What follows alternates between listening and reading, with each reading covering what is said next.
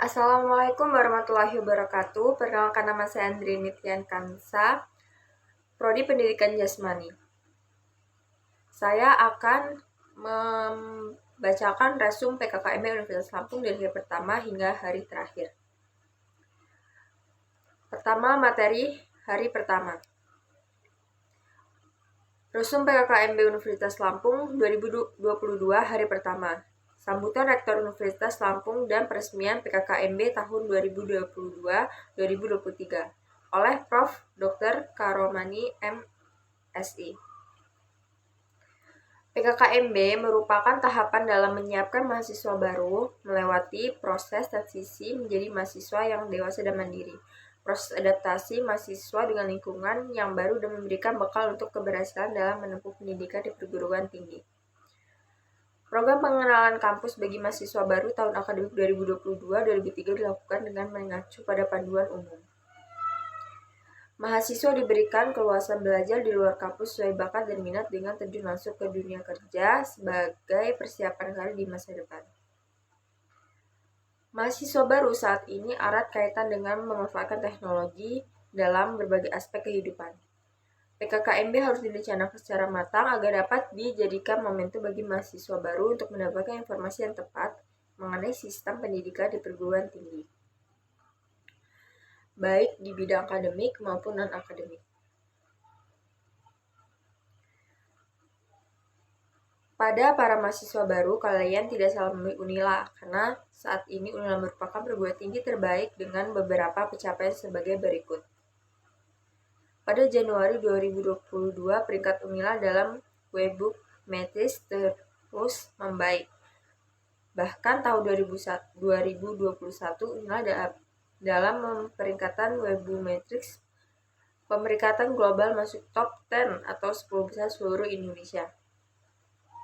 Unila adalah perguruan terbaik di luar Pulau Jawa. Unila berhasil menempati peringkat 9 dalam pencapaian Indikator Kerjasama Utama PTN Badan Layanan Hukum di lingkungan Kemendikbudristek.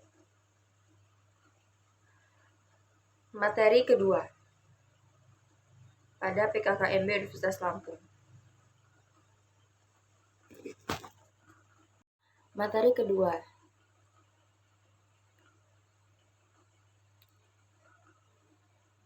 yaitu berdaulat, maju, adil, dan makmur. Divisi kita harus dulu entar tidak mungkin kalau masyarakat bodoh itu bisa berdaulat di bawah kekuasaan orang-orang yang pintar.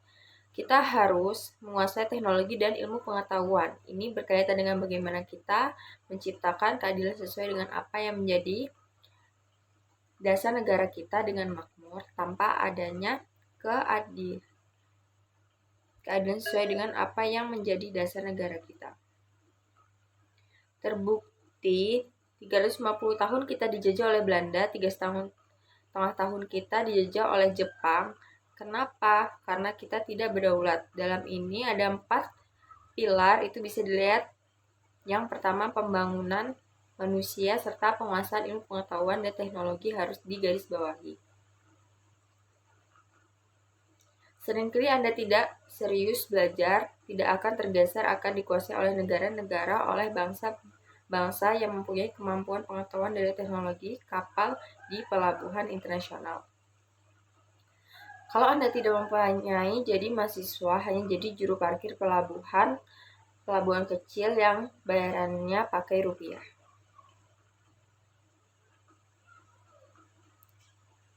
Materi selanjutnya.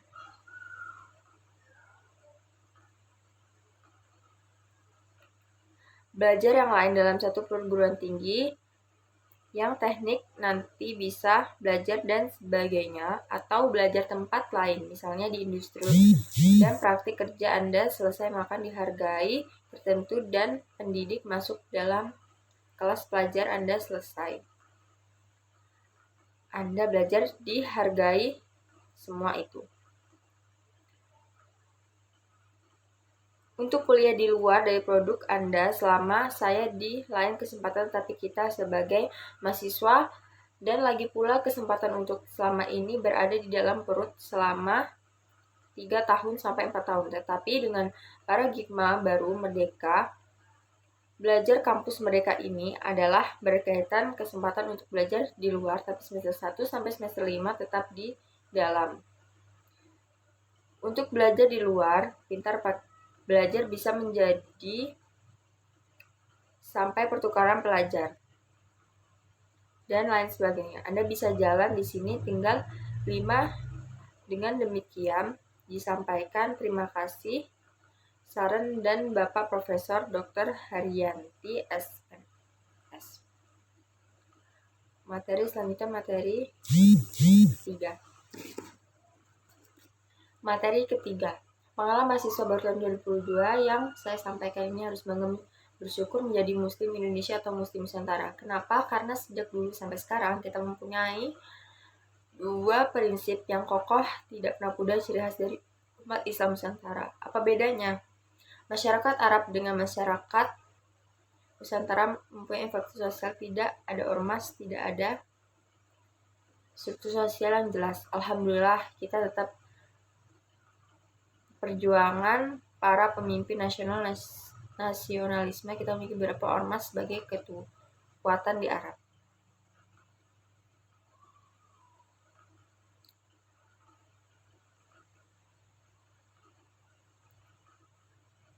Umar Sayyidina Utsman, Sayyidina Ali, setelah itu kerajaan daerah yang baik, yang ada kurang ajar, yang anggap kurang-kurang raja, yang zalim, yang banyak khalifah hanya 4 orang. Setelah itu sudah dari sistem kekhilafahan. Okelah, bagaimana dinasti Umayyah, Abbasiyah, Umayyah.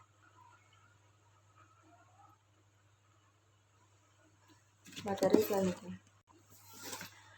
Materi pada terakhir di materi jurusan ialah bagaimana sistem perkuliahan, lalu bagaimana fasilitas yang ada di kampus. Lalu di jurusan ilmu pendidikan ada Himajib contohnya, dan juga ada Forkom seperti Forkom Penjas. Di hari terakhir ada perkenalan tentang dosen-dosen seperti dosen Penjas, penyampaian materi mengenai profil beliau, dan lain-lain. Sekian, terima kasih. Wassalamualaikum warahmatullahi wabarakatuh.